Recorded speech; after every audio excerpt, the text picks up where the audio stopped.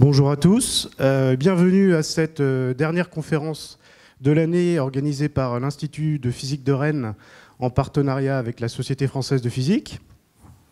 Donc aujourd'hui, nous avons le plaisir d'accueillir Antoine Georges du Collège de France qui va nous parler donc d'effets quantiques et d'effets collectifs dans la matière condensée. Donc juste quelques mots pour introduire les travaux d'Antoine. Il a réalisé sa thèse à l'ENS, puis il a obtenu un poste de chercheur CNRS, où il a travaillé au laboratoire de physique théorique à l'ENS, puis à l'école polytechnique. Il a réalisé des travaux pionniers sur l'étude des corrélations et des effets quantiques, en particulier sur les atomes froids et maintenant dans la matière condensée. Il a été co-inventeur de la Dynamical Mean Field Theory, dont il parlera peut-être aujourd'hui. Ces travaux lui ont valu de très nombreux prix. On peut souligner par exemple la médaille d'argent au CNRS. Et donc il occupe à présent la chaire de la matière condensée au Collège de France et il vient d'ouvrir un laboratoire sur les calculs en physique quantique à New York. Voilà, donc je vais laisser la parole à Antoine et puis on aura le temps pour quelques questions après la présentation. Merci Antoine. Merci beaucoup Eric. Vous m'entendez là? Le micro fonctionne? C'est un plaisir d'être à Rennes, une belle ville où il y a de la belle science aussi. Et donc je vais vous parler de matériaux dans lesquels l'effet conjoint de la mécanique quantique et des interactions conduit à des comportements collectifs. Donc ces matériaux sont souvent désignés sous le nom de code un peu barbare de matériaux à forte corrélation électronique, qui est une terminologie que j'essaierai d'expliquer un petit peu dans la suite de l'exposé. Alors, je pense que ce n'est pas nécessaire devant ce public d'expliquer que les matériaux, c'est très important, mais enfin, comme j'ai quand même conçu cet exposé comme commençant au moins un peu comme un exposé presque grand public, je vais quand même commencer par vous rappeler que le fait d'avoir la capacité de découvrir ou d'inventer de nouveaux types de matériaux est essentiel, au point que, essentiel pour notre vie quotidienne, essentiel pour la technologie, essentiel aussi pour des questions de sciences fondamentales, et au point qu'il y a des périodes entières de la civilisation qui sont commodément nommées en fonction d'un matériau donné. Alors on peut citer l'âge du bronze par exemple, mais on pourrait légitimement, je pense, dire que depuis les années 50 du siècle dernier, on est maintenant dans l'âge du silicium. Et il y aura peut-être un âge du post-silicium qui est en train de venir. Donc, je n'ai pas beaucoup besoin d'expliquer pourquoi on est dans l'âge du silicium. Si vous regardez toutes les technologies qui sont là sur ce transparent, il est clair que c'est la capacité de fabriquer des semi-conducteurs et d'en faire l'ingénierie pour accomplir certaines fonctionnalités qui a permis l'émergence de toutes ces technologies. Alors la physique des matériaux, c'est un domaine très vaste dans lequel le terrain de jeu, c'est la classification périodique qui est ici. Et évidemment, on peut faire des systèmes qui assemblent plusieurs briques élémentaires, qui sont les atomes de cette classification périodique, et ainsi réaliser des édifices atomiques, des édifices cristallins de plus en plus complexes. Mais c'est important aussi de se rappeler que même avec un seul type de brique élémentaire, on peut réaliser des systèmes, et la nature nous offre des exemples de systèmes aussi, ayant des propriétés physiques ou des propriétés chimiques très différentes, simplement à cause de l'architecture différente de cette même brique élémentaire dans le cadre d'un matériau macroscopique. Donc ce que vous avez ici, c'est 4 formes cristallines du carbone. Donc une seule brique élémentaire, l'atome de carbone. Il y a d'autres formes cristallines de carbone qui existent dans la nature, j'en ai choisi 4 ici. Vous voyez ici un plan unique de carbone, ça s'appelle le graphène. Comme vous savez, ça a conduit à un prix Nobel il y a quelques années, la capacité d'isoler un plan atomique unique de graphène. quand ces couches de graphène forment un cristal tridimensionnel, mais ayant des propriétés fortement quasi bidimensionnelles, on appelle ça le graphite, c'est ce qu'il y a dans les mines de crayon.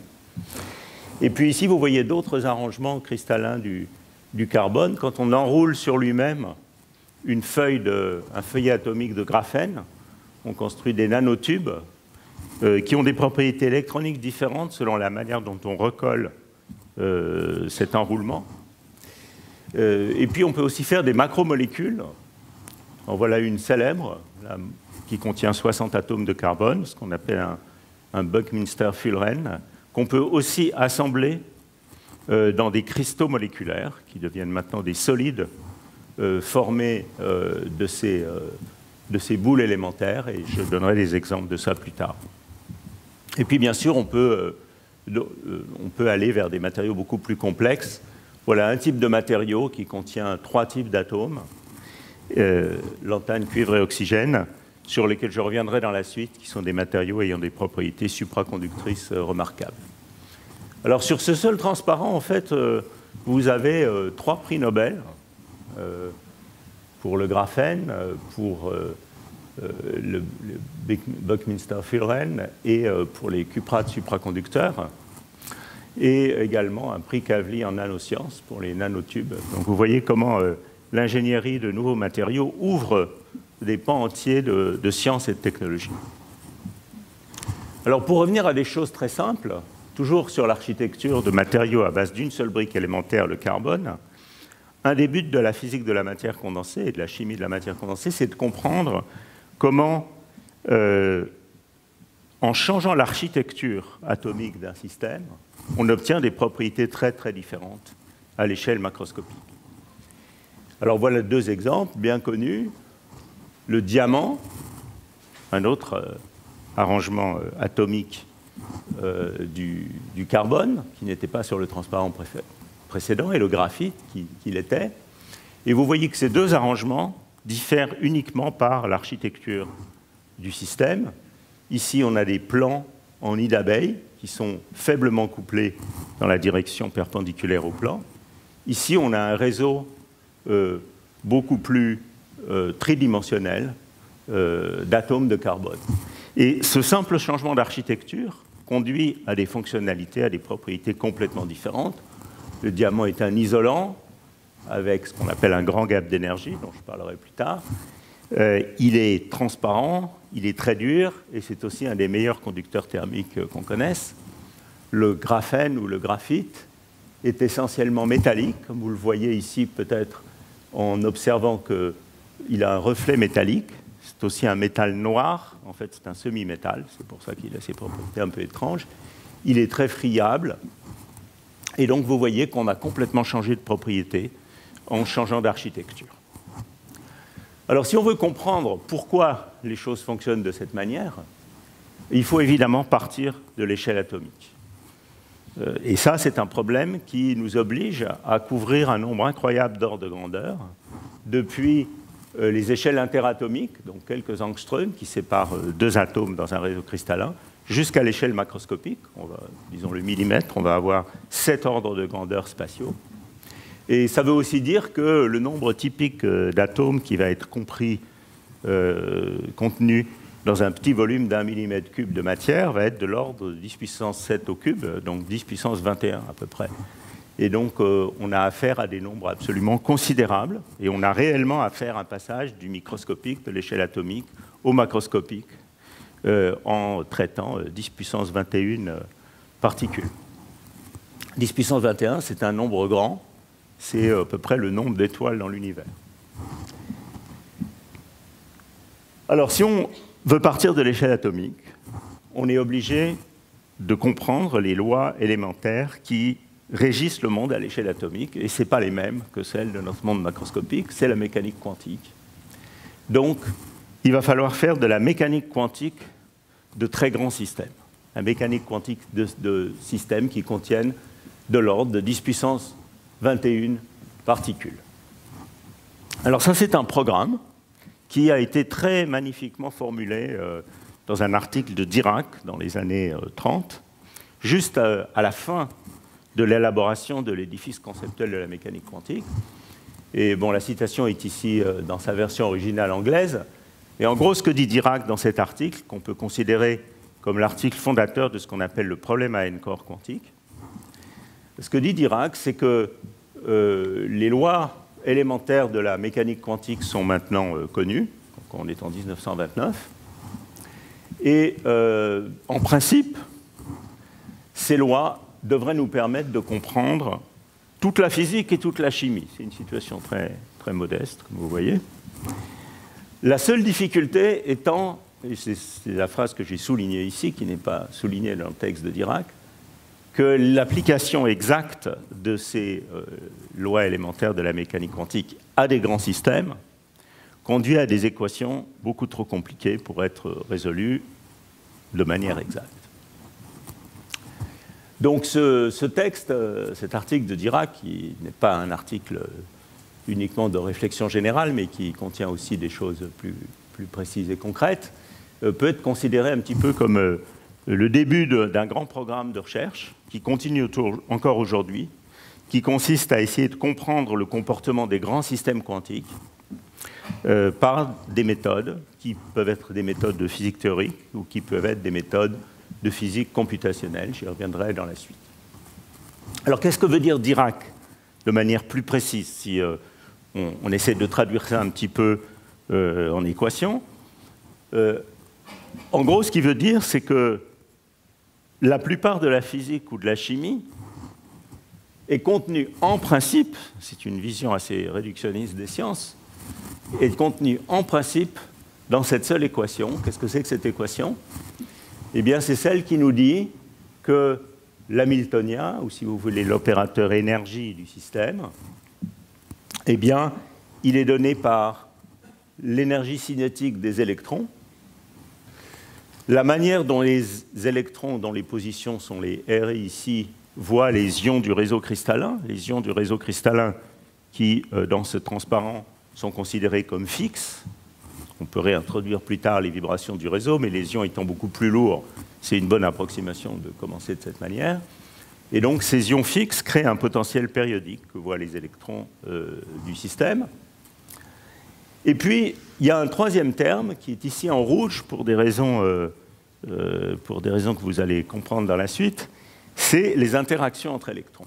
Et ce terme est à la fois responsable de la plupart des effets collectifs que je vais décrire dans la suite de cet exposé, mais aussi le terme méchant qui rend le traitement de ce problème difficile. En fait, c'est ça que veut dire Dirac. C'est que résoudre ce problème-là, c'est relativement facile, puisque vous voyez ici que tous les électrons sont en fait indépendants. On peut traiter le problème d'un électron dans un potentiel périodique créé par les ions. En revanche, quand ce terme devient important, tous les mouvements des électrons sont corrélés les uns aux autres par l'intermédiaire de cette interaction qui fait intervenir des interactions à deux corps entre électrons. Et donc, on ne va plus pouvoir faire l'économie de résoudre vraiment l'équation de Schrödinger pour ce problème couplé de 10 puissance 21 particules. Donc, il suffit de comprendre la structure des fonctions d'onde, puisqu'on est en mécanique quantique, chaque fonction d'onde étant une fonction de 10 puissance 21 variables.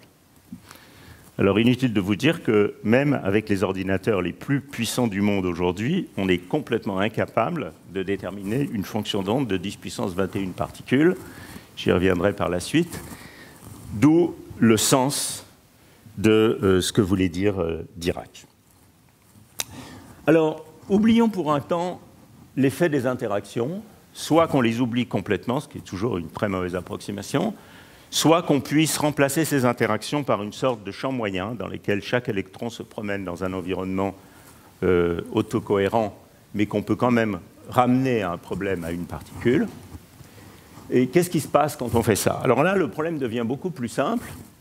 Si j'ai un électron dans un potentiel périodique créé par les ions, comme je pense beaucoup d'entre vous ici le savent, on observe qu'on peut montrer que les fonctions d'onde, qui sont les fonctions d'onde à une particule, sont des ondes de bloc. Donc ça, c'est quelque chose qui était très révolutionnaire à l'époque où Félix Bloch et d'autres ont montré cette propriété, puisque à l'époque, au tout début du XXe siècle, à l'époque de Drude, on pensait que ce qui allait se passer, c'est que les électrons allaient se cogner de manière diffusive sur les ions du réseau. Et l'idée de Paul Drude, je crois à peu près 1900, c'était que c'était ces collisions sur les ions du réseau fixes qui étaient responsables de la résistivité finie dans un matériau. En fait, cette conception est complètement fausse. Ce qui se passe en mécanique quantique, c'est que quand on a des ions dans un réseau cristallin bien périodique, on n'a pas du tout des collisions des électrons sur les ions du réseau. On peut fabriquer une onde qui est complètement délocalisée sur l'ensemble des atomes. Alors ça, pour les chimistes, c'est une notion assez intuitive. Vous savez, quand on prend deux atomes entre eux, on peut fabriquer une orbitale moléculaire dans laquelle les électrons sont délocalisés sur les deux atomes. Ben, une onde de Bloch, ça n'est rien d'autre qu'une orbitale moléculaire géante à l'échelle de l'ensemble d'un matériau cristallin. C'est-à-dire qu'on forme une grande onde, là, c'est un dessin un peu imagé, où on voit les ions du réseau cristallin, et puis une sorte de front d'onde qui va exister sur l'ensemble du système.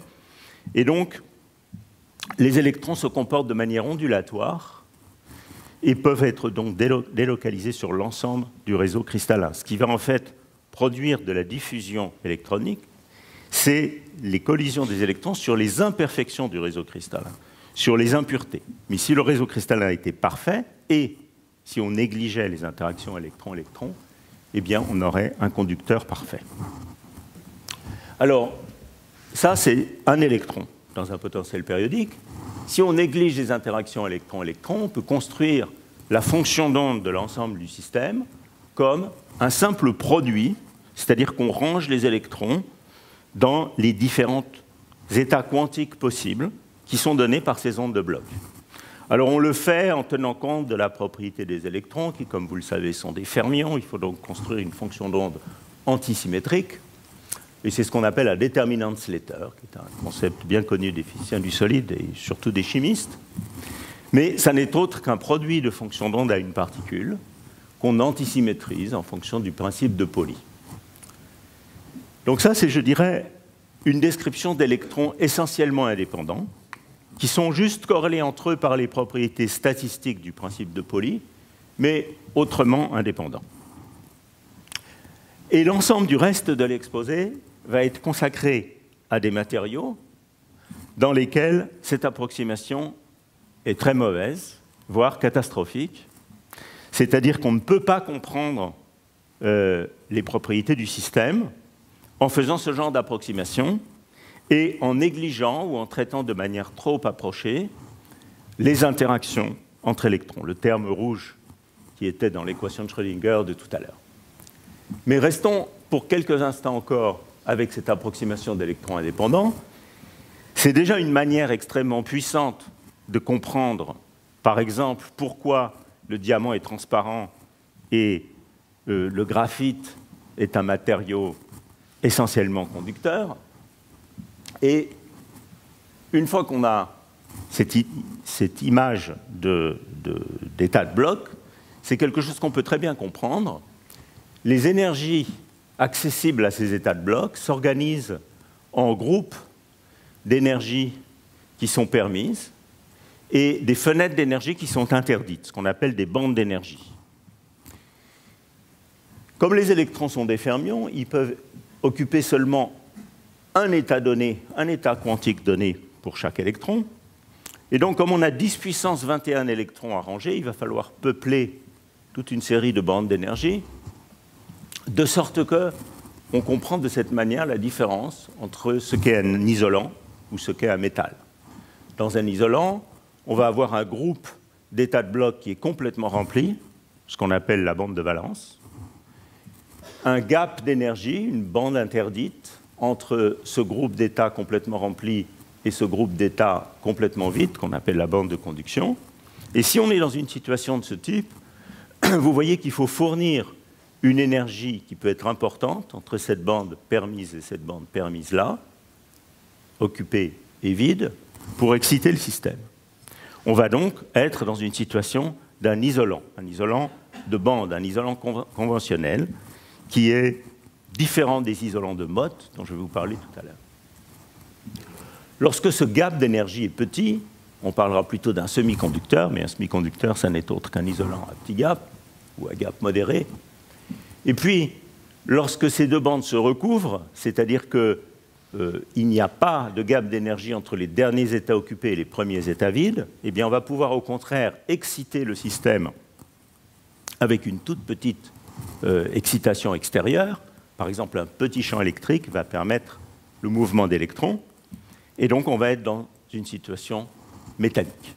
Donc ça, c'est la description en termes d'électrons, je dirais quasi indépendants, de la distinction entre un métal et un isolant, ou un métal, un semi-conducteur et un isolant. Et c'est quelque chose qui permet de comprendre déjà beaucoup de choses. Par exemple, ça permet de comprendre la couleur des matériaux. Et donc je reviens à mon exemple du diamant et du graphite.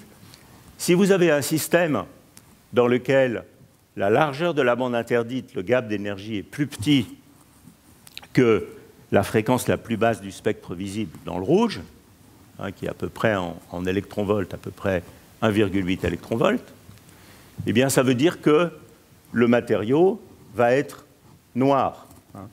En effet, ça veut dire que toutes les fréquences vont être absorbées et rien ne va sortir, donc le système va apparaître comme noir. Si au contraire vous avez un isolant à grand gap, dans lequel le gap d'énergie est plus grand que le bord supérieur du spectre visible, donc le violet, à peu près 2,9 électronvolts, eh bien ça veut dire que toutes les fréquences vont être transmises, vous aurez un matériau transparent. Donc cette simple observation vous permet de deviner, juste en regardant un morceau de diamant, qu'il s'agit d'un isolant à grand gap, plus grand que 2,9 électronvolts. Et puis si vous avez une situation intermédiaire dans lequel le gap se trouve quelque part dans le spectre visible, vous allez avoir un matériau coloré. Puisque une partie du rayonnement visible va être transmis et une partie du rayonnement visible va être absorbée, celui dont la fréquence est plus grande que le gap d'énergie. Donc par exemple, si on avait un matériau où le gap d'énergie se trouvait à autour de 2,1 électronvolts, quelque chose comme ça, ce matériau apparaîtrait rouge ou orangé. C'est le cas par exemple du sulfure de mercure, qui est un pigment rouge connu depuis l'Antiquité chinoise et romaine, dans les fresques de Pompéi par exemple, un composé qui est un semi-conducteur avec un gap autour de 2,1 électrons. Donc vous voyez que ça, c'est tout ce que la mécanique quantique nous permet de comprendre sur la vie quotidienne des matériaux. Et il faut déjà beaucoup de concepts pour ça. Il faut déjà avoir l'idée, il faut déjà avoir les fondements de la mécanique quantique, il faut savoir comment construire les fonctions d'onde même dans une approximation d'électrons indépendants, et puis il faut aussi avoir une vision quantique de la lumière pour vraiment comprendre ça. Donc ceci clôt un petit peu la première partie de mon exposé, dans laquelle je vous ai parlé de ce défi qui consiste à passer de l'échelle atomique à l'échelle macroscopique, mais dans une image d'électrons indépendants. Et l'ensemble du reste de l'exposé va être consacré à des matériaux dans lesquels, au contraire, les interactions conduisent à des effets collectifs absolument qu'on ne pourrait pas expliquer si on ne tenait pas compte des corrélations entre électrons qui sont liées à ces interactions. Alors, pour un théoricien, qu'est-ce que ça veut dire? Ça veut dire que la fonction d'onde du système ne va pas être bien représentée par une approximation de type produit de fonctions d'onde indépendantes ou déterminante Slater. Ça veut dire qu'il va y avoir ce qu'on appelle de l'intrication quantique. L'intrication quantique, c'est quelque chose qui mesure, en gros, la manière dont deux particules sont intriquées entre elles, ce qui, en termes techniques, veut dire que la fonction d'onde n'est pas un produit de fonctions d'onde indépendantes. Il y a des corrélations entre électrons qui sont liées au fait qu'on a réellement une fonction d'onde qui fait intervenir plusieurs particules. Dans ce cas-là, 10 puissance 21 particules. Alors, ça, c'est un petit peu une vision de théoricien. Maintenant, je voudrais descendre dans des choses qui soient plus concrètes et vous montrer, de manière plus phénoménologique, quelles sont les conséquences de ces interactions électron-électron dans différentes classes de matériaux. Alors, une chose assez générale, c'est que Ces interactions induisent des effets collectifs, certains très spectaculaires. C'est pour ça que j'ai mis ici dans la version anglaise que les corrélations induisaient des gros effets. Et je vais décrire quelques-uns de ces effets collectifs, en commençant par des effets qui sont des transitions métal-isolants et en allant vers des choses peut-être plus spectaculaires comme la supraconductivité. Donc commençons avec les transitions métal-isolants. Voilà. Ah. Bon. Voilà le diagramme des phases d'un oxyde qui est un oxyde de vanadium.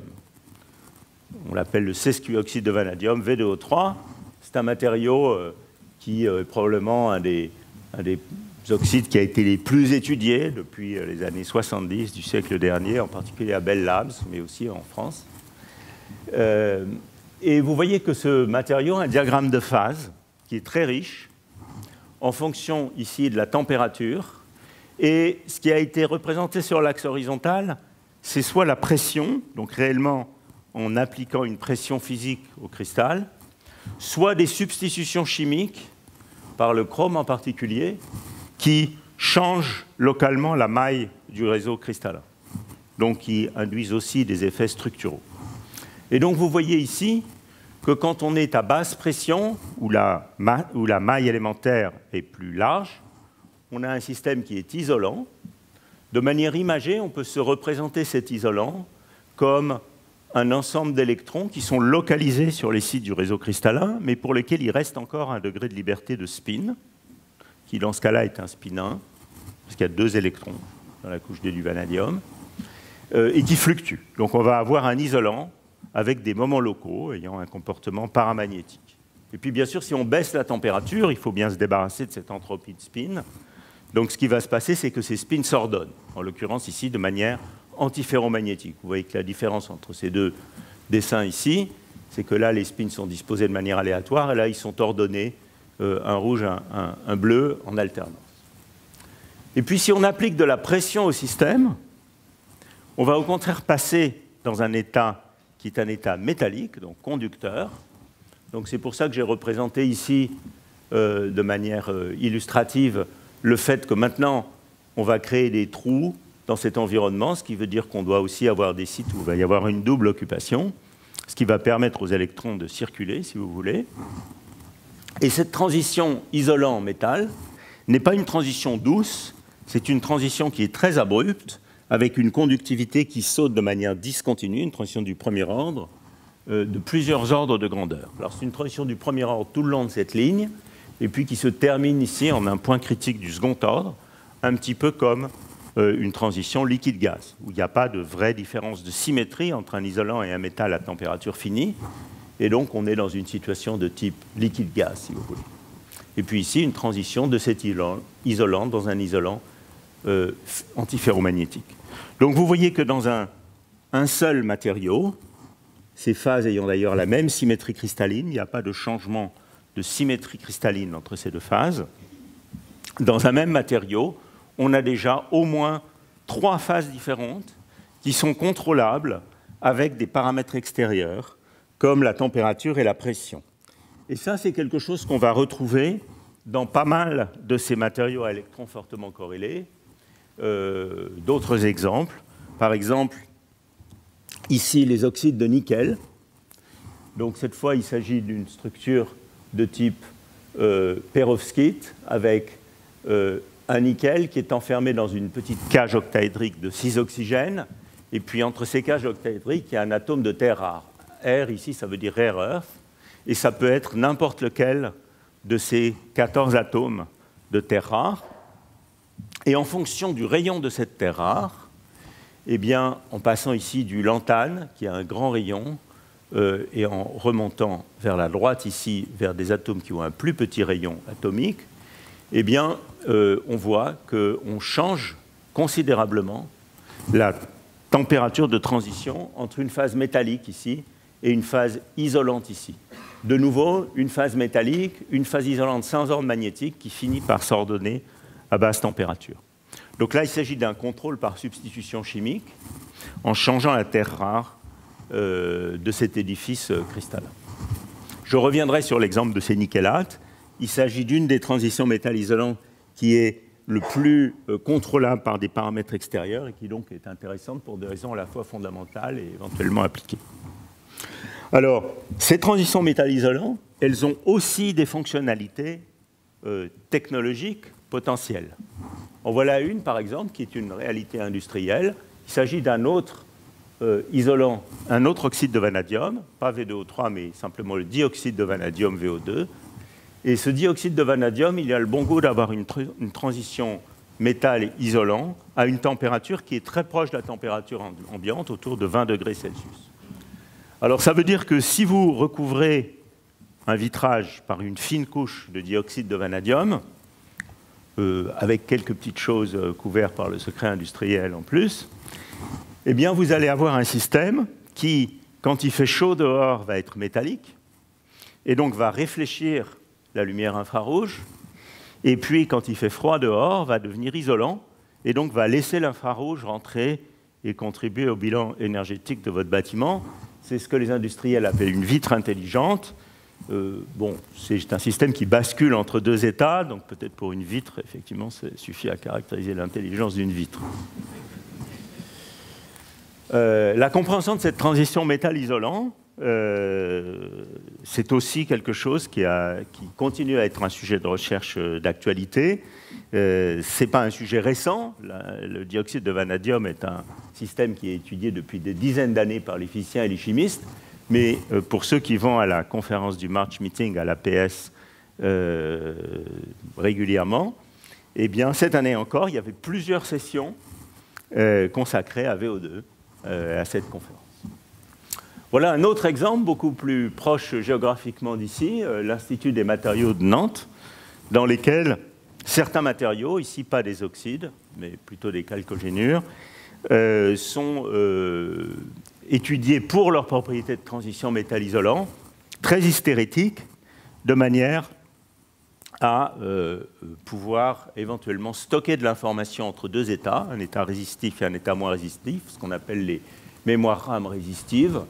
Et ça, c'est un matériau qui a été beaucoup étudié à l'Institut Jean Rouxel, voisin d'ici, qui a cette propriété. Alors, j'ai parlé de transition métal-isolant, de leurs aspects un peu fondamentaux et puis aussi d'aspects applicatifs possibles.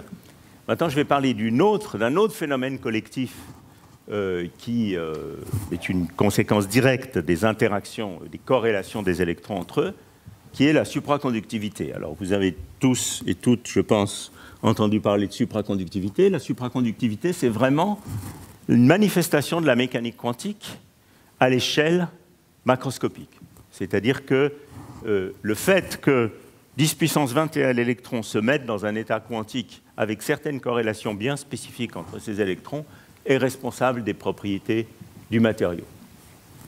Alors, c'est un état remarquable de la matière qui est caractérisé par deux propriétés.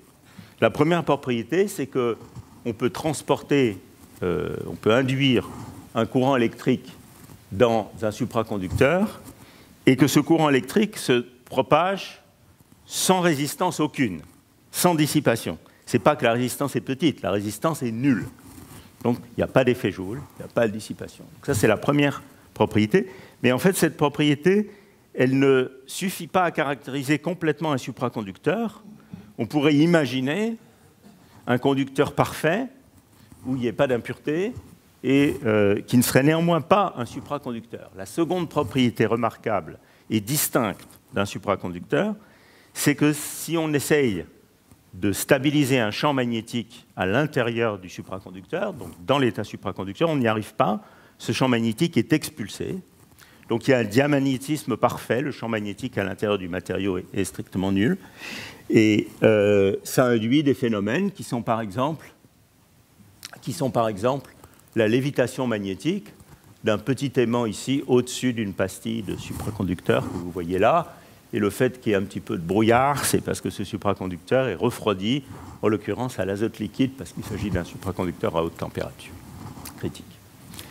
Alors la supraconductivité, c'est une technologie, ça c'est un phénomène fondamental, mais qui a aussi des applications technologiques. Et pour ceux qui ont eu la malchance d'entrer dans un de ces appareils, qui est un appareil d'imagerie par résonance magnétique nucléaire.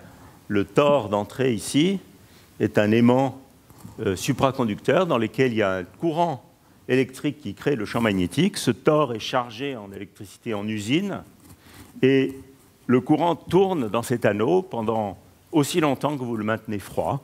Ça peut être des mois ou des années, tant que vous l'alimentez en fluide cryogénique.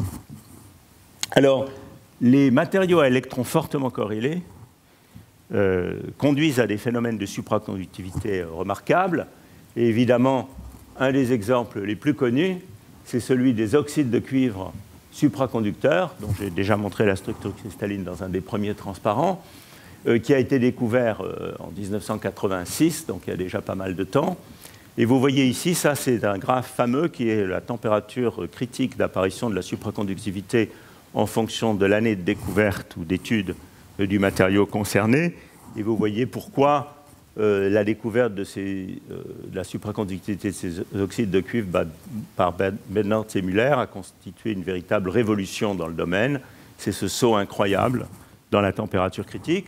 Pendant pas mal d'années, même de dizaines d'années, les cuprates supraconducteurs détenaient le record connu de la température critique, et maintenant ce record a été battu par un système aussi banal que le H2S sous pression, dans des cellules de très haute pression, ceci étant, où on atteint des températures critiques supérieures à 200 Kelvin. La recherche de matériaux supraconducteurs, c'est un domaine de recherche qui ne s'arrête jamais, avec tout le temps des nouveaux exemples qui apparaissent dans la communauté scientifique. Par exemple, en 2008, la découverte de supraconducteurs à base de fer, ayant aussi des températures critiques relativement élevées. Et ça, c'est un bel exemple de ce qui arrive souvent en science, qui consiste à chercher quelque chose et à trouver autre chose. En fait, le chercheur japonais Osono, qui a découvert ces supraconducteurs à base de fer il y a 10 ans, cherchait des métaux transparents. Alors, par rapport à ce que je vous disais au début de l'exposé, un métal transparent, c'est un peu un oxymore, c'est quelque chose qui n'est pas très facile à comprendre, mais ça existe. Et pour ceux qui ont leur smartphone dans la poche, c'est nécessaire d'avoir des métaux transparents pour pouvoir glisser votre doigt et avoir un effet électrostatique tout en continuant à pouvoir voir votre écran. Donc en fait, il y a une fine couche de métal transparent qui est sur tous les écrans de smartphone.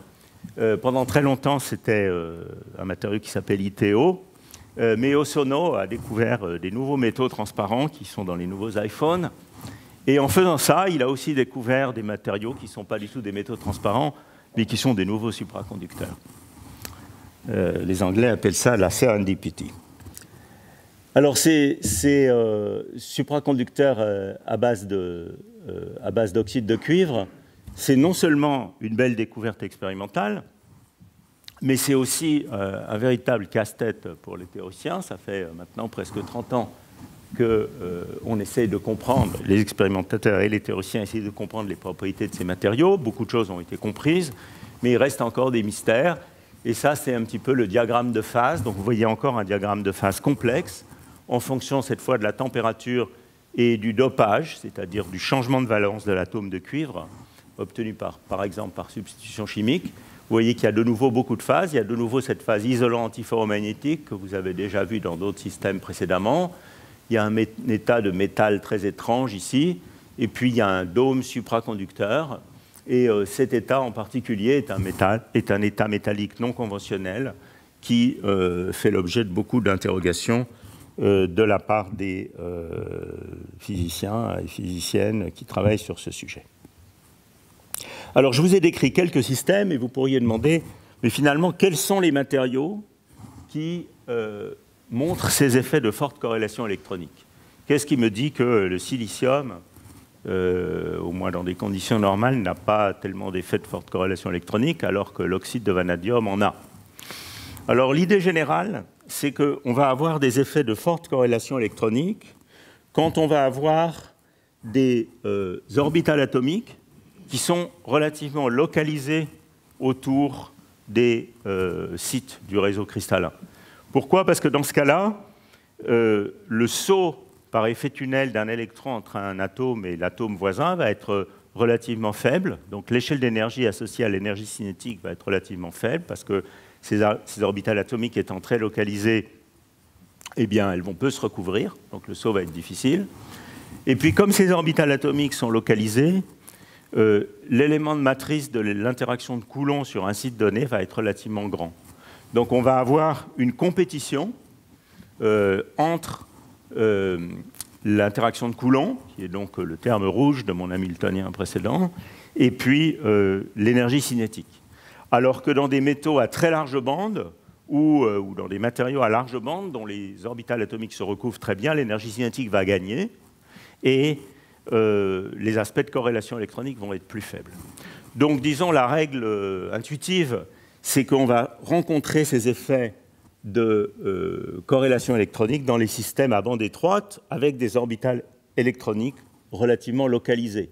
Alors ça se produit en particulier pour les métaux de transition, pour des raisons de physique atomique très simples que j'expliquerai dans le transparent prochain. Et en effet, ce n'est pas un hasard si, quand on parcourt la classification périodique, même pour les cristaux formés d'un seul élément simple, ce sont les premiers matériaux qui montrent l'existence de magnétisme. Il n'y a pas de magnétisme sans interaction. Et il n'y a pas non plus de magnétisme sans mécanique quantique, d'ailleurs. Et ce sont ces métaux de transition, avec des couches D partiellement remplies, qui montrent le phénomène de magnétisme. Alors, ça, c'est vrai pour les métaux de transition. Les effets de corrélation électronique vont être encore plus forts quand on localise encore plus ces orbitales, par exemple en enfermant le métal de transition dans une petite cage d'autre chose, par exemple d'oxygène, et c'est ça qui se passe dans les oxydes. C'est pour ça que beaucoup des matériaux que j'ai montrés précédemment sont des oxydes de métaux de transition. Alors pourquoi les métaux de transition? Eh bien, c'est pour des raisons de physique atomique très simples. Si vous regardez les fonctions d'onde d'une couche D qui apparaît dans la ligne, qui commence à se remplir dans la ligne des métaux de transition, eh bien, cette couche D qui représente la fonction orbitale, la fonction radiale qui est représentée ici, vous voyez que, certes, elle s'annule en zéro, ça c'est pour ceux qui connaissent leur atome d'hydrogène, mais elle est relativement quand même localisée. Pourquoi? C'est-à-dire relativement ramassée spatialement. Pourquoi? Parce qu'elle n'a pas besoin d'avoir des zéros, elle n'a pas besoin de faire des nœuds. Parce qu'elle n'a pas besoin d'être orthogonale aux fonctions d'onde de nombre quantique principal inférieur. Si vous comparez la couche D pour n égale 3 à la couche P pour n égale 3, vous voyez que la couche P, elle a un nœud, la couche S, elle a 2 nœuds, donc elle va être obligée de chercher beaucoup plus loin spatialement. Donc c'est pour ça que les métaux de transition commencent à montrer des effets de corrélation électronique importants, les oxydes encore plus. Et évidemment, c'est encore plus vrai pour les terres rares dans la classification périodique. Donc cette couche, on commence à remplir la couche 4F, qui sont, elles, des orbitales extraordinairement localisées autour des noyaux. Alors, ceci étant dit, il n'y a pas que les métaux de transition, les oxydes de métaux de transition, les terres rares, les composés de terres rares qui montrent tous ces phénomènes de corrélation électronique.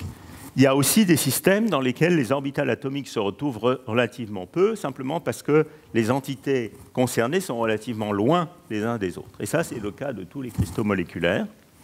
Et donc, le domaine des cristaux organiques est un domaine dans lequel il y a plein d'effets de corrélation électronique intéressants.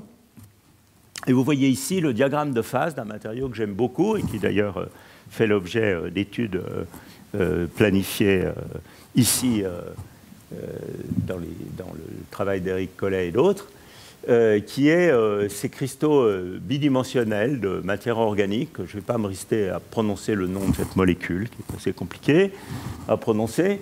Mais quand on fait un cristal avec ces molécules qui s'arrangent en forme de dimère, on a un diagramme de phase en fonction de la température et de la pression. Alors notez qu'ici, la pression, maintenant, ce n'est pas la même pression, enfin c'est la même pression, mais ce n'est pas les mêmes ordres de grandeur que ceux dont je parlais pour V2O3. On est un ordre de grandeur en dessous, c'est de la pression gaz. Et vous voyez que néanmoins, ce diagramme de phase, il ressemble beaucoup à celui de V2O3. On a température et pression, on a une phase antiferromagnétique isolante, une phase paramagnétique isolante, une phase métallique, une transition du premier ordre, comme dans V2O3. Mais là, il y a un bonus supplémentaire, c'est qu'on a une phase supraconductrice, que personne n'a jamais trouvé pour V2O3, malheureusement. avec une température critique qui est quand même de 14 Kelvin. Et quand on compare ce 14 Kelvin à la largeur de bande du système, on peut appeler ça un supraconducteur à haute température critique. En fait. Donc ces matériaux moléculaires sont très intéressants. Et évidemment, je vous disais que la découverte de nouveaux matériaux à électrons fortement corrélés et de matériaux supraconducteurs ne s'arrête jamais. Le dernier matériau à la mode, c'est une découverte de l'année dernière qui a été annoncée à l'APS de 2017 par Pablo Jarillo Herrero au MIT, qui consiste à fabriquer des systèmes de bicouches de graphène et dans lesquels on donne un petit angle d'une couche par rapport à l'autre, un tout petit angle. Et il y a des valeurs magiques de cet angle, de l'ordre de 1 degré, donc il faut un bon contrôle de ce twist, pour lesquels on observe un diagramme de phase en fonction de la température et du nombre de porteurs ici, qui vous rappelle beaucoup certaines des choses que j'ai montrées précédemment, une phase isolante, une phase métallique assez étrange avec des résistivités non conventionnelles, et puis un dôme supraconducteur, un petit peu comme dans les cuprates supraconducteurs. Donc ça, c'est des matériaux organiques, de nouveau que du carbone, comme au début de mon exposé, mais encore une nouvelle surprise que le carbone nous réserve. Donc si vous voulez, le message de toute cette partie plus phénoménologique, c'est que ces matériaux présentent des phénomènes de corrélation électronique, qu'en particulier dans les oxydes de métaux de transition, il y a beaucoup de degrés de liberté en compétition, puisqu'on a des degrés de liberté de charge, la manière dont les électrons se déplacent, de spin, la manière dont les spins s'arrangent et s'ordonnent éventuellement. Dans le cas d'un système qui a plusieurs orbitales actives, plusieurs composants des orbitales D, par exemple, des phénomènes de fluctuation ou d'ordre orbital.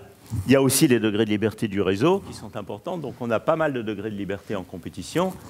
Et ça veut dire qu'on a des diagrammes de phase complexes, avec beaucoup de phases en compétition, et probablement des différences d'énergie entre ces phases qui sont faibles. C'est pour ça qu'il y a cette capacité de switcher le système entre différents états.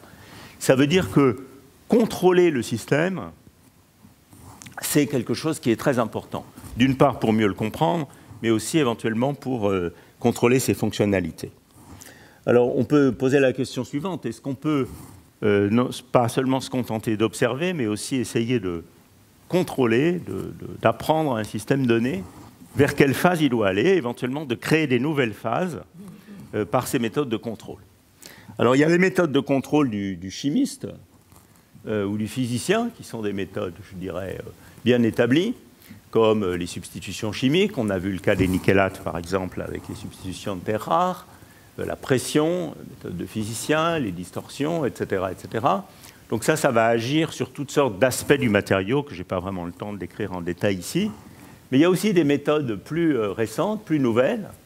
Et une de ces méthodes plus nouvelles, dont je vais parler un petit peu dans la fin de l'exposé, c'est le contrôle par la lumière. En fait, il y a même deux directions, on peut dire, de contrôle de ces matériaux. L'une qui consiste à fabriquer de manière très contrôlée des structures qui n'existent pas dans la nature, donc par exemple des hétérostructures d'oxyde, et l'autre qui est le contrôle par la lumière. Et je vais terminer mon exposé en vous parlant un petit peu de ces deux méthodes de contrôle. Alors d'abord la première. Dans la physique des semi-conducteurs, et c'est ce qui permet l'âge du silicium dont je parlais au début de l'exposé, on contrôle essentiellement la synthèse de ces matériaux semi-conducteurs, essentiellement à l'échelle de l'atome. Et ça se fait par des méthodes d'épitaxie par jet moléculaire, en particulier, où on est capable de fabriquer des systèmes très très parfaits du point de vue cristallin, plan atomique par plan atomique. C'est une technologie qui est bien maîtrisée dans le domaine de la physique des semi-conducteurs, mais qui a mis pas mal d'années, pas mal de dizaines d'années en fait, à venir dans le domaine des matériaux à forte corrélation et des matériaux de type oxyde. Et cet article de 2002, donc vous voyez, ça a un petit peu moins de 20 ans, cet article de 2002 est un des premiers articles qui a lancé ce sujet des hétérostructures d'oxyde de métaux de transition, dans lesquelles cette superbe photo de microscopie électronique en transmission. Ce que vous voyez ici, ces taches, c'est des atomes uniques, hein, c'est le nuage électronique autour d'un atome. Et ça, c'est un matériau qui est un plan unique de cet oxyde, immergé dans une matrice de STO. Donc vous voyez, il y a un plan unique de LTO, quelques plans de STO, un nouveau plan unique de LTO avec une régularité très belle. Et si on compare ici des exemples d'épitaxie de semi-conducteurs classiques et d'épitaxie actuelle d'oxyde de métaux de transition, la qualité des systèmes réalisés n'a rien à envier en première approximation à ce qu'on fait avec des semi-conducteurs. Donc ça ouvre tout un domaine de recherche qui est le contrôle des propriétés électroniques par la fabrication de ces hétérostructures. Donc quand vous pensez oxyde de métaux de transition, il ne faut pas seulement penser ça, mais aussi à ça. Alors par exemple, si je reviens à l'exemple des nickelates que j'ai mentionné au début de cet exposé, où on contrôlait la transition métal-isolant par les terres rares, on peut aussi prendre un de ces matériaux, par exemple l'anthane NiO3, qui est un métal, ou praséodymium NiO3, qui a cette transition métal-isolant, et faire des couches épitaxiées de ce matériau sur différents substrats. Et ça va nous fournir un contrôle des propriétés de ce matériau. Alors un contrôle qui peut être un contrôle structural par une tension, une contrainte compressive ou une contrainte en tension. Et on voit que ici, je crois qu'il s'agit... alors il s'agit de quoi? Il s'agit de, je crois, ND-NiO3. Et on voit qu'on peut complètement changer la position de la transition métal-isolant et même complètement la supprimer. Ces échantillons-là sont complètement métalliques, en changeant simplement le substrat sur lequel est épitaxiée la couche en question. Il y a d'autres méthodes de contrôle qui ont été aussi beaucoup développées ces dernières années. Par exemple, la capacité d'injecter des porteurs dans le système par des liquides ioniques, qui est une autre manière de doper le système sans faire de substitution chimique à l'intérieur du matériau. Et là encore, les nickelates ont montré qu'on pouvait effectivement introduire des gros changements dans la température de transition métal-isolant par ces méthodes de dopage par liquide ionique. Donc ça, c'est une première direction moderne, je dirais, et relativement récente de contrôle des matériaux par croissance de structures épitaxiées. On peut aussi jouer à toutes sortes de jeux intéressants qui consistent à combiner les fonctionnalités de deux matériaux différents. Par exemple, un matériau ayant une polarisation magnétique, une aimantation, et un matériau ayant une polarisation électronique, un ferroélectrique, de les combiner ensemble dans une hétérostructure d'oxyde pour essayer de fabriquer un matériau multiferroïque qui a à la fois une magnétisation, une aimantation et une polarisation électrique. L'autre direction sur laquelle je voudrais conclure l'exposé, qui est une direction chère au cœur de l'équipe ici, c'est le contrôle de ces matériaux par la lumière. Alors il y a pas mal de manières de contrôler ces matériaux par la lumière, mais il y en a une qui est, je trouve, particulièrement intéressante, qui consiste à exciter de manière sélective certains modes structuraux. Donc on va vraiment utiliser la lumière, pas pour propulser les électrons vers des hautes énergies en chauffant le système beaucoup, mais pour contrôler l'architecture structurale du système avec des pompes lumineuses adaptées aux fréquences de certains modes structuraux. Alors évidemment, l'idée qui est derrière ça, c'est que la structure du matériau contrôle sa fonction. Donc c'est un peu une idée qui a traversé l'ensemble de cet exposé. Ce qui diffère entre le diamant et le graphite, c'est simplement l'architecture du réseau cristallin.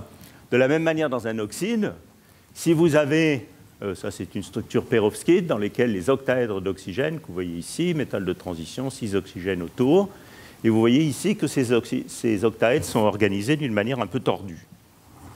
Et ça va faire que le saut électronique le long de cette liaison ici va être relativement difficile à cause de cet angle qui n'est pas 180 degrés. Et donc ça va favoriser une situation isolante, pour le dire de manière très qualitative. D'où l'idée que si vous arrivez à redresser cette liaison pour la faire atteindre une liaison parfaitement droite à 180 degrés, eh bien vous aurez une structure qui sera plus favorable à l'apparition d'une phase métallique. Et c'est effectivement un mécanisme qui a été proposé pour expliquer certaines expériences assez pionnières.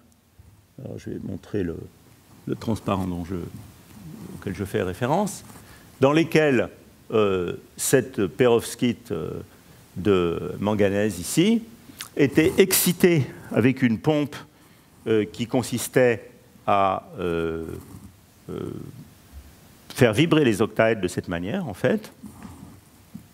Et on constatait, par la sonde étant ici simplement une mesure de réflectivité optique, le passage d'un état isolant à un état métallique sous l'action de cette pompe. Alors ça pose une question qui est une question intrigante, qui est si véritablement c'est ça le mécanisme, c'est-à-dire qu'on va agir par exemple sur les rotations des octaèdres dans le système par l'intermédiaire de cette pompe, comment est-il possible que la lumière induise ce phénomène? Parce que ce mode-là, qui consiste à faire tourner les octaèdres, n'est pas un mode qui a un moment dipolaire, et donc c'est un mode qui ne se couple pas à la lumière.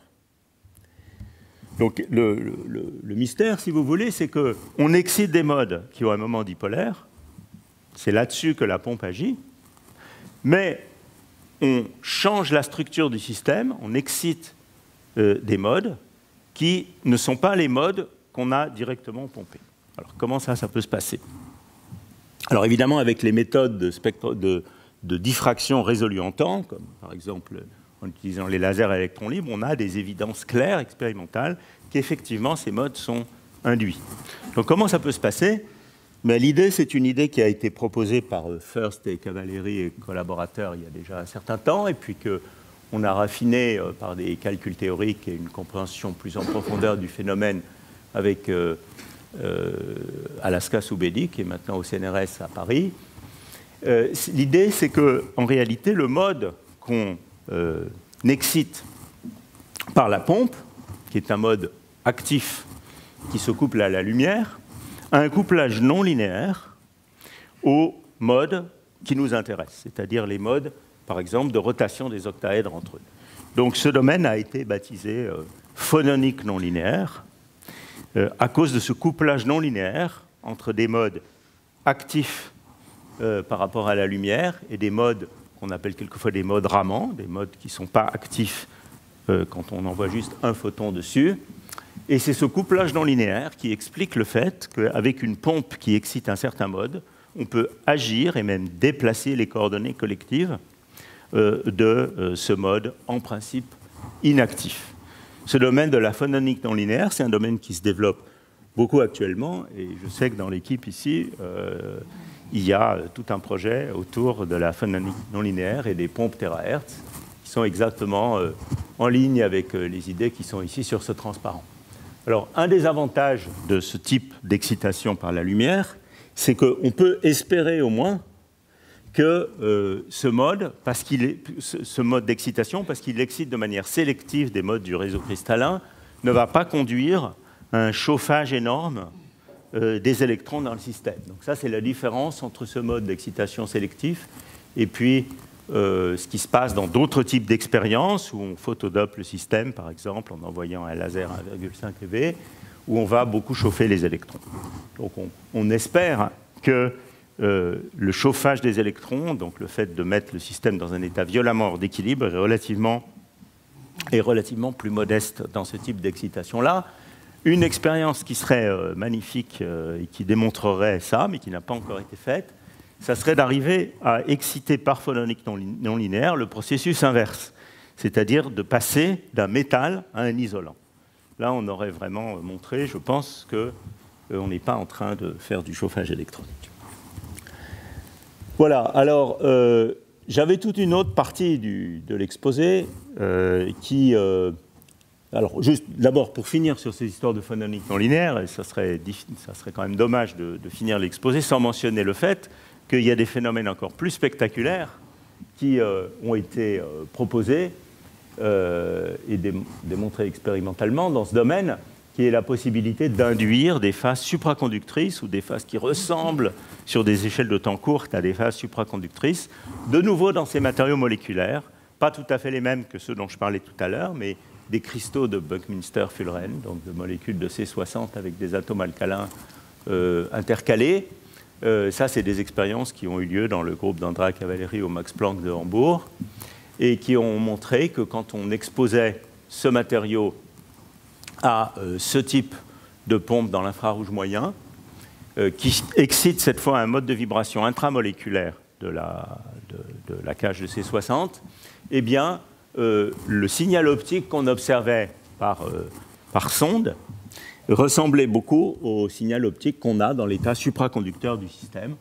Je n'ai pas vraiment le temps d'entrer dans les détails ici, mais vous voyez ici une comparaison entre ce pic dans la partie imaginaire de la conductivité optique, qui est une caractéristique de l'état supraconducteur, observé par simple refroidissement à l'équilibre, et la même chose observée par photoexcitation. Et vous voyez qu'ici, on a réussi à induire un signal optique qui ressemble beaucoup à la supraconductivité à des températures qui sont bien au-dessus de la température critique d'équilibre. Alors, il y a d'autres directions encore actuellement qui consistent à contrôler les matériaux par d'autres formes de couplage à la lumière. Ça, c'est aussi tout un nouveau domaine qui s'ouvre actuellement, qui est le fait de coupler ces matériaux au mode quantifié du rayonnement dans une cavité optique. Donc, je crois que vous avez eu un exposé de Serge Haroche ici à un moment, qui est un des experts mondiaux d'atomes isolés dans une cavité optique. Et donc, l'idée ici, c'est de faire ce genre de choses, mais non pas avec un atome isolé, mais avec un réseau cristallin d'atomes. Est-ce qu'on peut modifier les propriétés de ce matériau par couplage aux photons quantifiés d'une cavité? Voilà, alors je vais arrêter mon exposé ici. Je vais juste vous dire en un mot ce que je n'aurai pas le temps de couvrir malheureusement, qui est un petit peu plus les aspects théoriques. Pourquoi est-ce que ces matériaux représentent un véritable défi pour les théoriciens?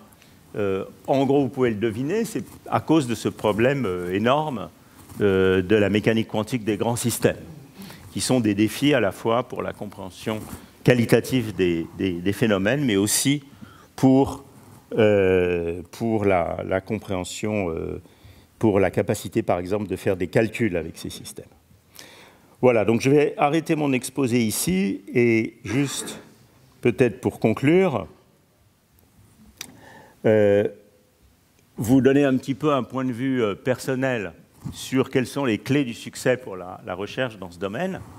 Alors, on a beaucoup parlé de matériaux dans cet exposé, et le nerf de la guerre, c'est l'existence de ces matériaux, la capacité d'en découvrir des nouveaux, la capacité de les synthétiser de manière de mieux en mieux contrôlée. J'ai cité des exemples. Donc ça, c'est vraiment la base de tout. C'est le génie des chimistes du solide, des physiciens expérimentateurs, d'arriver à découvrir de nouveaux matériaux ou à faire l'ingénierie de ces nouveaux matériaux pour des nouvelles fonctionnalités. C'est la base de tout. Et puis, évidemment, une fois qu'on a ces matériaux et une fois qu'on découvre ces phénomènes par des méthodes d'observation, c'est de développer les différentes techniques expérimentales qui permettent de comprendre la physique de ces matériaux. Et par exemple, un matériau comme les cuprates, la classe des cuprates supraconducteurs, je pense qu'on pourrait légitimement montrer qu'il a conduit à une amélioration d'à peu près toutes les techniques existantes en physique du solide, que ce soit la microscopie à effet tunnel, la photoémission, et j'en passe, beaucoup d'autres, ont toutes énormément progressé à l'occasion de l'étude de ces matériaux. Et puis la théorie, ça sert aussi un peu. Dans ce domaine, la théorie arrive souvent un petit peu derrière l'expérience, c'est-à-dire que la compréhension, plutôt au niveau de la compréhension qu'au niveau de la prédiction, même s'il y a un certain nombre de méthodes théoriques qui conduisent ou qui conduisent encore à des prédictions dans ce domaine-là. Voilà, je vous remercie et j'attends vos questions.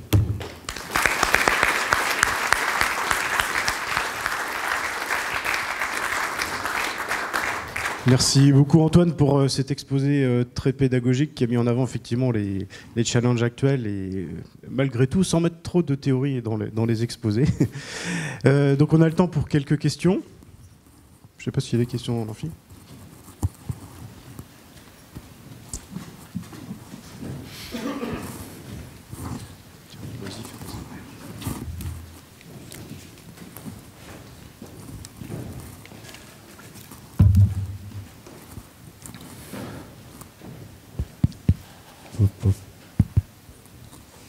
Oui, ça marche? Oui, c'est bon. Une question qui m'est venue là, quand j'ai vu là, avant la lumière, quand il y avait on changeait les paramètres, là, on contrôlait les paramètres. Est-ce que ça a été essayé en générant des ondes de déformation acoustique très fortes pour essayer de changer l'état électronique? Est-ce qu'on peut générer des ondes de compression? Donc, pas en utilisant la lumière comme pompe. Si, ça, si. Alors, oui. Toujours de la lumière, donc, bien sûr, en ultra rapide. Hein. D'accord. Ultra rapide. D'accord, c'est ça le sens de la question. Oui. Donc, ce qui est clairement vu, c'est qu'on peut exciter des modes cohérents de vibration du réseau, qui continuent à osciller sur des durées de temps longues. Donc, c'est-à-dire qu'on excite le système, ça a même été vu avec des pompes qui ne sont pas forcément des pompes sélectives, simplement le laser, on excite le système, et on voit qu'il y a certains modes de phonons qui continuent à sonner sur des durées de vie très longues. Alors, ceci étant dit, est-ce que c'est ce mode qui change les propriétés du système? Dans les cas auxquels je pense, en tout cas pas. Mais... Je crois que la question, c'était plutôt sur l'aspect compression. Est-ce que des phénomènes acoustiques, on module les paramètres de maille? On peut changer comme ça quand même pas mal oui, mais je pense que ça sera probablement surtout vrai dans les systèmes organiques, ça. Oui, c'est vrai que c'est plus mou. C'est beaucoup plus adapté au système organique. Oui, sans doute, oui. Mais j'ai pas de réponse directe. Je ne sais pas si Eric en a... Est-ce qu'on a une autre question? Bertrand. Merci pour cette superbe présentation. Lorsque vous avez comparé l'effet de la lumière visible par rapport à, je ne sais plus si c'était l'infrarouge ou le terahertz, d'un côté il était mis l'incohérence et de l'autre côté il ne restait plus que la cohérence. Est-ce que c'est si simple? Non. Non, ce n'est pas du tout si simple. Non, c'est bien sûr une vision un peu excessivement caricaturale. Ça représente plutôt l'espoir qu'on a en faisant ce genre de choses. C'est-à-dire, l'idée, c'est que dans les deux cas, on injecte beaucoup d'énergie dans le système. Dans un cas, on l'injecte de manière assez incohérente. C'est sûr qu'on chauffe les électrons, ça c'est quelque chose qu'on voit très bien. Par exemple, en utilisant une sonde comme la photoémission, on voit se développer une grande queue de Fermi-Dirac d'état à des températures de plusieurs milliers de Kelvin pour le fluide électronique. Donc ça, c'est quelque chose qu'on sait. Maintenant, ce qu'on sait moins, c'est si, effectivement, quand on excite de manière sélective et peut-être cohérente un mode de vibration sur l'ensemble du système, est-ce qu'effectivement on chauffe peu le système? Donc ça, je crois qu'il y a quand même moins d'évidence expérimentale directe de ça. Il y a eu, je crois, pas de manip d'excitation terahertz ou middle infrared sélective pour un mode du réseau donné avec une sonde photoémission. Je crois que ça n'a pas encore été fait. Et ça serait une manière de mesurer directement et de manière résolue en temps l'évolution de la température du fluide électronique. Une autre, je dirais, évidence plus indirecte, mais que je trouve personnellement intéressante, c'est cette possibilité de switcher le système d'un métal vers un isolant par transformation structurale. Parce que là, voilà, alors cette expérience-là, elle n'a pas encore été faite, et elle sera peut-être faite à Rennes. Il faut espérer. Justement, quand je vois le triangle là, tu dis que l'aspect de la théorie, c'est surtout de venir expliquer après les choses. Et en fait, est-ce qu'on ne pourrait pas utiliser des concepts théoriques en jouant en particulier sur des aspects, les propriétés quantiques et la cohérence du système électronique et structural, pour aller prédire des modes d'excitation qui sont plus efficaces que ceux qu'on utilise actuellement?